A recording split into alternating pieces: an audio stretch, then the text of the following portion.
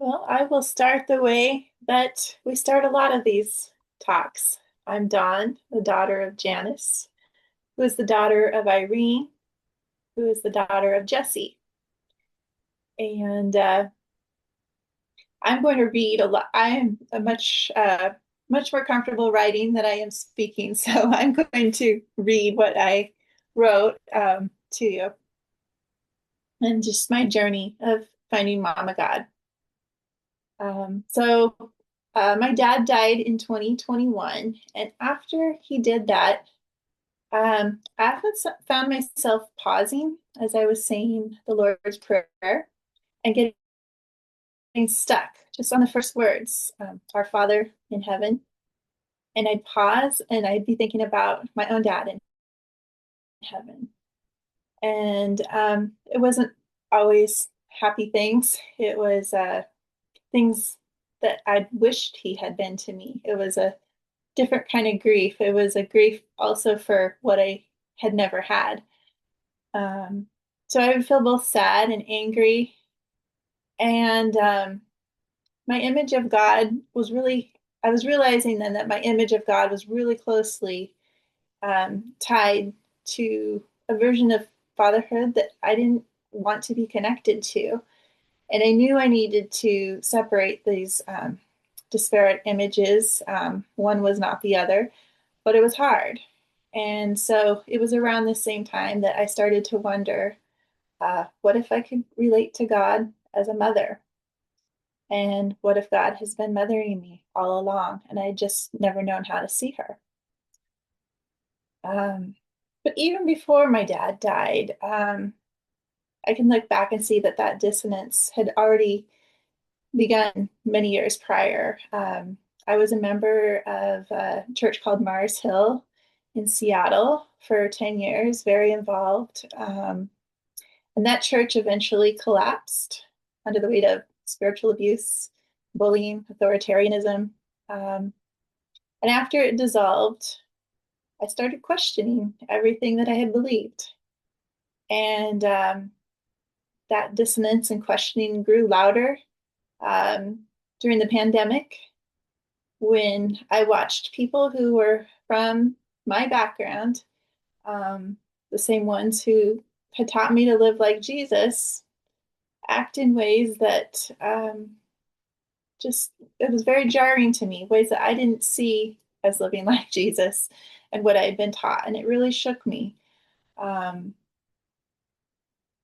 and so I wasn't seeing the love from the people who claimed to represent him, what I believed God to be all about. So I lost my sense of certainty. Um, and I would question, it was my certainty about everything. A question that was really on my mind a lot during that time is, well, what if I'm wrong? I would see people doing things that I didn't agree with, but then I would question myself and say, well, I'm probably wrong. Um, so I was really searching to find some alignment between the presence of God that I'd sometimes known in prayer and the theological framework that I had inherited. Um, and I began to wonder if it was okay to trust what I sensed deep within, to trust the still, quiet voice that um, I had long dismissed as just being my own voice, and therefore sinful. Um, the saying that, out of the heart is evil. I misinterpreted that. I see it now, but I just thought anything that came from my own heart was probably evil. That was the way that I thought. Um, so I started listening to myself more, and that question cracked something open. And in the space that followed, um, something surprising and beautiful began to emerge. And it was the beginning of what I can only describe as like an expansion of my spiritual life. Um, in parallel to all of this, I was studying creative writing in an undergraduate program, and that was just a dream come true. And I was completely immersed in the study of story of archetypes and myths. And I would read about the sacred feminist or sacred feminine that shows up in some of the oldest stories that we have. And it actually began to shift the way that I read scripture. And I saw for the first time how narrow my view of God had been.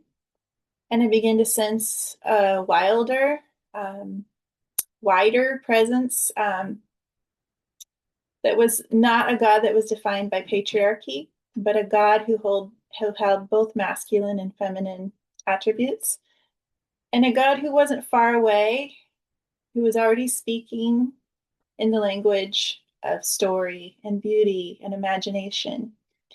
And so the shift became very personal, and it wasn't just an idea, it was a presence. And so she showed up for me as Mama God, or sometimes I just like to use the word Abba, um, which I learned later that does not necessarily mean the way Jesus used it way back then does not necessarily mean father. It was more of a title that could mean father or mother. And so one of the turning points was when I went to Annie's Finding Mama God retreat. Because at that point, I was really already opening up to a lot of these ideas. But that experience just it showed me how thirsty I was. I wanted to know more. And so it kind of sent me on a journey of learning um, and calling God Mama wasn't just about words, it was about healing and reclaiming what I had never received, but deeply needed. And that was a sense of being nurtured and held and seen. And as I began listening to Mama God, not only did my faith begin to heal, um, but I really began to see my creativity come more alive, and stories were just pouring out of me. And like some of my best writing has come in partnership with that inner voice, and a voice that I now recognize as sacred. And so this journey has also changed how I move through the world. And honoring the feminine in God has helped me honor the feminine in myself and in the women around me. And it's deepened my love for my sisters. It's given me courage to speak up, especially in spaces where women are still silenced, and that hasn't always been easy. Um, I've been part of a group of women advocating for some change in my church, asking for women to be allowed to serve as priests. Um, and that's an ongoing process that's not actually going very well at the moment.